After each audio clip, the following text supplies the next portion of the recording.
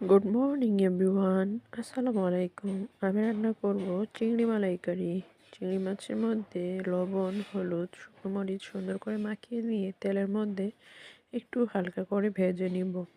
এতে মালাইকারির স্বাদটা একটু ভিন্ন হয়। পেস্ট করে রাখা পেঁয়াজ, কাঁচামরিচ, রসুন, জিরে এগুলো সব কিছু সুন্দর করে আমি ব্লেন্ডারে ব্লেন্ড করে নিয়ে কড়াইয়ে দিয়ে দিয়েছিলাম। বেশ কিছুক্ষণ কষিয়ে নিলাম। খানিকটা ব্লেন্ডার ধুয়ে পানি দিয়ে দিলাম। এরপর মশলা কষানোর পরে ভেজে রাখা চিংড়িগুলো এর মধ্যে দিয়ে দিলাম। চিংড়ির স্বাদটাকে চেঞ্জ করার জন্য আমি খানিকটা একটু দুধ ও সামান্য চিনি দিয়েছি, যেন এর স্বাদটা ব্যালেন্স হয়। চিংড়ি যেমন আবার ক্ষতি আছে, যাদের অ্যালার্জি থাকে তারা এড়িয়ে চলাটাই ভালো এবং উপকারও আছে।